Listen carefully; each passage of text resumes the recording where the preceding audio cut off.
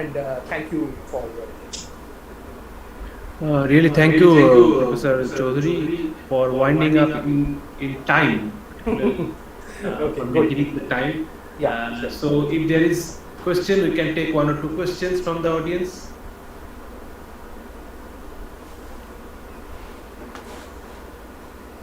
Okay, if there is no question, I have particular one query. Yeah, sure, Really, it was a nice talk, and I had that it was quite interesting because I could see that how this active matter is emerging from this microscopic world to the macroscopic world, the Yeah. thing which you have shared with us. Several link skills, yes, absolutely. So I had a particular one query that you had shown one video where you were showing the movement of the proteins. Yes. So what is that microscopic technique for capturing such kind of movement? Okay. So let me go to which one. Is this the one that you're talking about? Yes. Yes, this one. The next one. Yes. Yeah. So basically, I mean, yeah, that's an experimentalist question, and so so far as I know, I mean, there are different. So a large number of these, the understanding of these, how these motor proteins move, okay, have happened via what are called in vitro experiments. So what you can do is take these motor proteins and out of the cell. And you can make them active because there is a certain chemical process of doing so. There's an ATP hydrolysis, and these filaments can become active. And again, what you do is attach one end of this filament to of this motor protein. Yes, and these are this is also done to optical tracks. So you have tracks which you have attached one of those filaments, and you see how these filaments are now on. Naturally because of the if you put in if you have a microtubule or a actin filament again on the substrate, it's an opposite experiment to the experiment that I was showing you, the motility assays one. So then what happens is you can actually see how these walks are happening, and you can check whether they are doing a processive motion or they are doing kind of a sliding motion on the surface. Okay. So for kinesin, of course, there are some some very detailed beautiful experiments on this in vitro kind of setups. Myosin of showing the sliding motion is slightly more difficult. You can see that there is experiments by what are called by the on-whale lab. I don't know the details about it, where they actually are also again taken this. Let me show you the last part. Yeah, last part. I was interested in the last part. Yes. Yeah. So sorry again. Let me just stop this, because both of them are starting playing. Okay, so let me just slowly go here. Yes, this one. So again, what they have done. Yeah.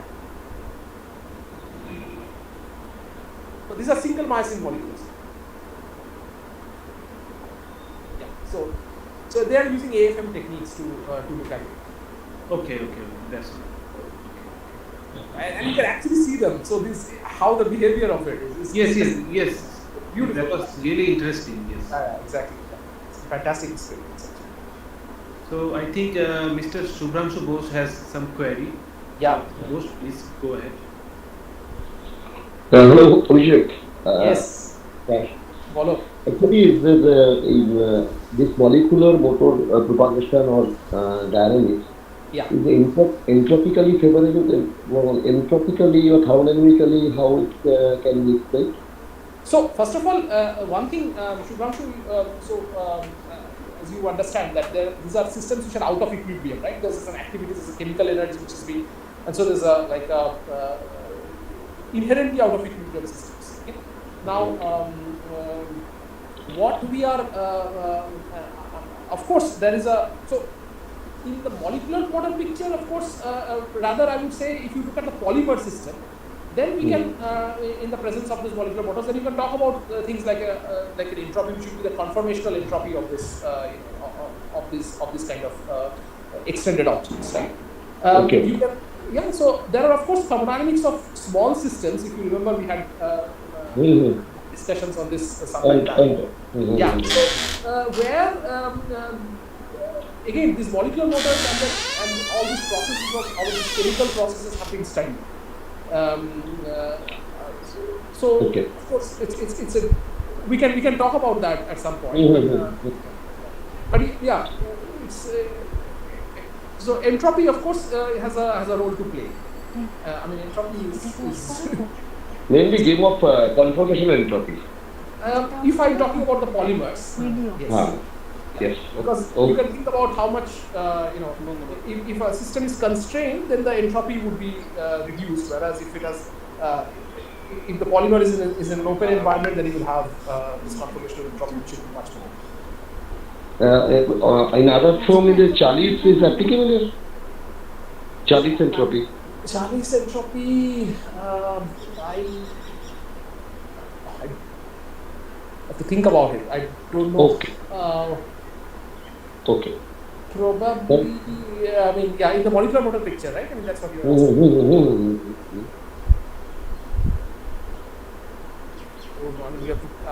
I've no clue about that. Okay, I guess this discussion can be taken beyond the meeting. Yes. Yes. Thank you. Yeah. Thank you, Professor Chaudhary. Thank you once again for this beautiful talk. Thank you. We hope that in future also we'll absolutely. your interaction. Absolutely. Thank you. Thanks. Thank you. So we have our next speaker, it's Dr. Jhimli Sarkar. So she will be talking about the dissolvable microneedles for better immunization coverage. Let me give a small bio of Dr. Jhimli Sarkar. So Dr. Sarkar is a scientist at Indian Institute of Technology, Kharagpur, and also the co-founder director of Ingodigam Private Limited, ID Kharagpur. And she mainly works on the affordable healthcare solution devices. And from the academic point of view, she has obtained PhD degree from Jadavpur University, and she basically works on the nanobio interaction. So, Dr. Sarkar, it's your turn.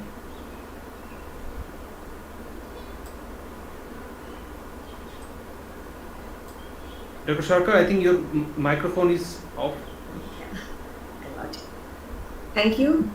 Good morning and good afternoon, everyone. First of all, I want to congratulate Shubhranshuda and team to make it happen for their pursuit of creating this interdisciplinary platform. So, let me share my screen.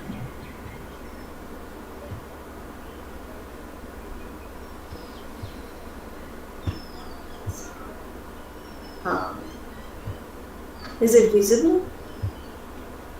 Hello? No, it's not coming. It's not coming? No. One second. Just.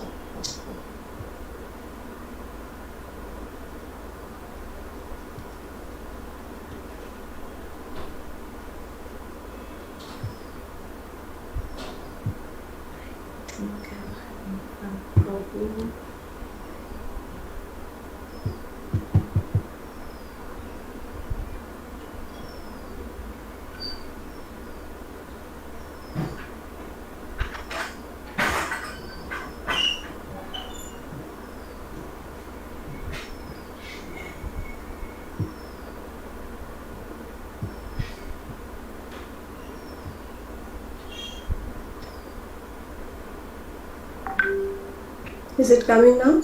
Now it's coming. Yeah. Please make it full screen. Yeah, just. Is it okay now? Yeah, that's fine. Okay. So, what I'm going to talk about today is something very different from the intricate of science. So, I'm going to share a journey of a product which has been developed in collaboration with IIT Kharagpur and my startup, Innovodyne Private Limited. The partial journey, it has not been reached to market yet, but we hope so. So how we have developed this product and how we are dreaming about this product. So I think that will give you all of you, some scenario that can go beyond the intricate of science. So we all know that nowadays vaccine is a buzzword. Wherever we go, there are vaccine. But what is the problem of vaccine distribution? If we can see, this is a real picture. This is a real picture from Puri, a village, a remote village from India, where these two women, braving the harsh weather, trying to distribute vaccine in the remotest corner of the world. But this is a real problem in vaccine distribution nowadays. According to who has implemented various action plans like 2020 Global Vaccine Action Plans, strategic goals for 2030. In spite of all these plans, up to 50% of vaccines are wasted globally every year. And as I have given the statistics, how much coverage has been dropped from earlier year to 2020. And this is very, very astonishing or very fearing subject that 23 million children under the age of 1 year did not receive basic vaccination. And it is very alarming nowadays. And in case of COVID-19 also, what we have seen that only 10.6% of people in low and middle income countries have got the vaccination. So this is a real world problem. And the problem lies in this scenario. Like mainly the cold chain facilities are not available in the remotest corner of the world. And also there are health worker unavailability. Every time we cannot have access to the health worker who can give the vaccines to the needy. So 54% of the delivery cost and 6% of the supply chain cost of the total vaccine cost comes from this problem. And another major problem is the generation of sharp waste and vaccine loss. As we all know, that there is a high chance of cross-contamination while giving vaccine through needles, which is a conventional way to give vaccine. Now 33,000 HIV infection, 1.7 million hepatitis B and almost over 3 lakh hepatitis C infections occur every year due to these unsafe injection practices. So what is the solution? Here comes our solution. What we propose? We propose a thermostable vaccine patch instead of vial and needle. Imagine you have a patch. You apply it on your skin, press it for 30 seconds, remove it, and voila, your vaccination is done. So what are the values it adds? It doesn't need any cold chain. So your cost is reduced and availability of vaccine to the remotest corner increase. Next, there is no vaccine loss. Because when you open a pentavalent vaccine vial, almost 80%, 60% in average vaccine is being lost because of certain conditions like maybe people are not coming on the proper time, health worker not capable to administer vaccine. These all are the problems which results in vaccine loss. Next, it can be self-administered. Suppose in a pandemic situation, you have this patch, you need not to go out from your home. You just have this patch delivered at your doorstep and you can apply it. Next, there is no sharp waste generation and less cross-contamination. And finally, this vaccine patch, while applied, you cannot receive any pain. Why? I'm going to discuss in details. So how it works?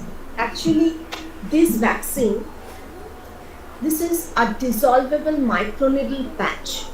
When it penetrates the skin after pressing, it comes into the contact of the tissue fluids and the polymer, which are of course FDA approved. gets dissolved within 10 minutes after application. And it doesn't go up to the layer where nerve cells are present beneath the skin. So the pain cannot be felt. And this is the way the vaccine works. Now, why this is more efficient in delivering or in producing antibody? Because under the skin, there are more antigen presenting cells than intramuscular injection. So we expect that in smaller dose, the vaccine can evoke more immunogenicity. So this is the vaccine patch we have developed in our lab, and this is the microneedle, it is the same picture. You can see the structure of the microneedle. It is a pyramidal structure, as you can see.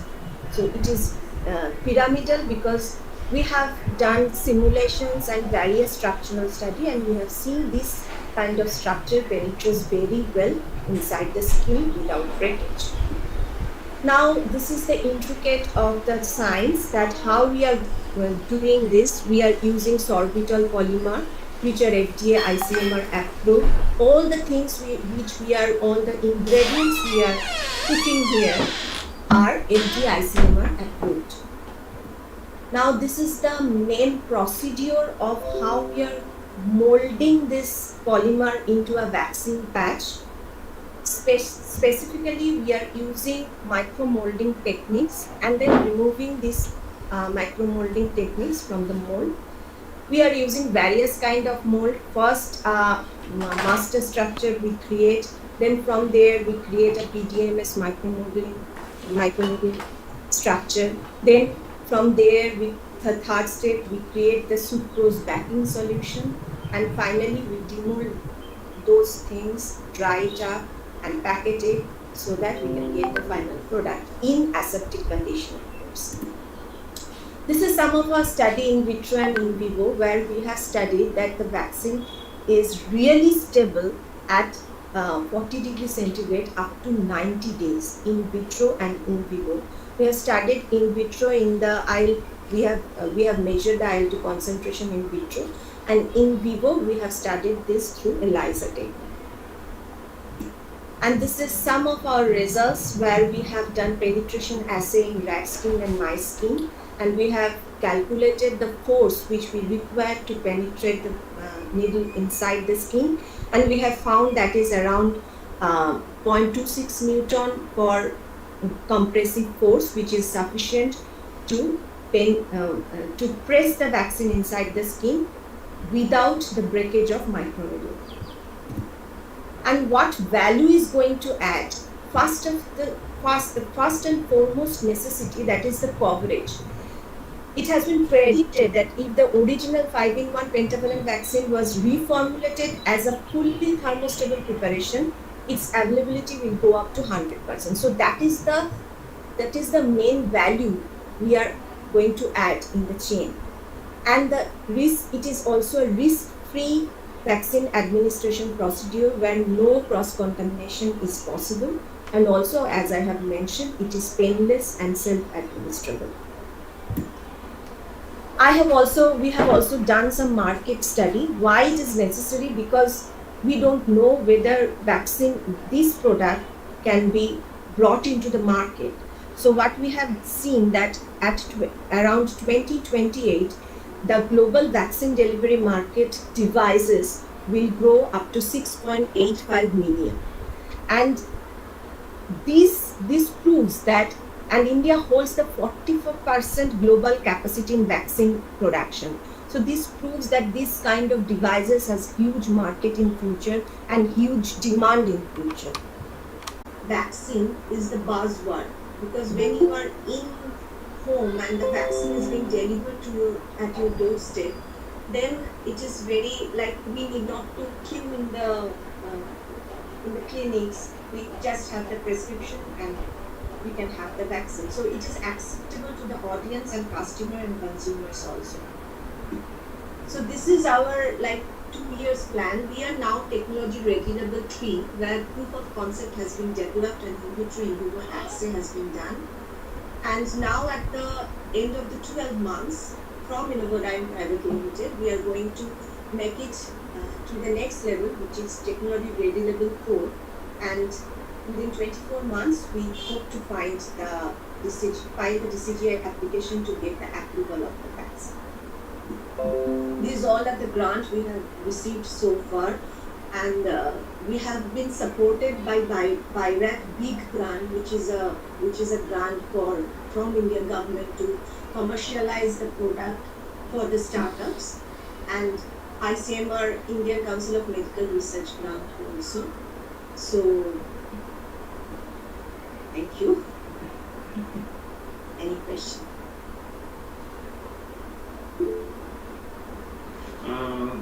It was really a nice talk from Dr. Sarkar, and we have learned about the product of the vaccine patch, and which can be a solution for the conventional vaccination system. So the talk is open for questions. If there is any query, please join. I think that Professor Abhishek Chaudhary has. I have a question. Yeah, very nice product. It's good to see this. One question is that these microneedles that you talked about, are they going to be like, are they supposed to dissolve inside the skin, or Yes. Yes, they are supposed to dissolve inside the skin. It's dissolvable microneedle. Okay. I see. The other thing is that with such kind of, are there such vaccine patches available elsewhere in the world, or is it like No, right now, university in USA, they are also trying to develop this kind of patches. There are different kind of vaccine patches, not vaccine patches, microneedle patches are like in clinical trial. They, one of them have crossed the second phase clinical trial also, but no vaccine patches are available right now in the market.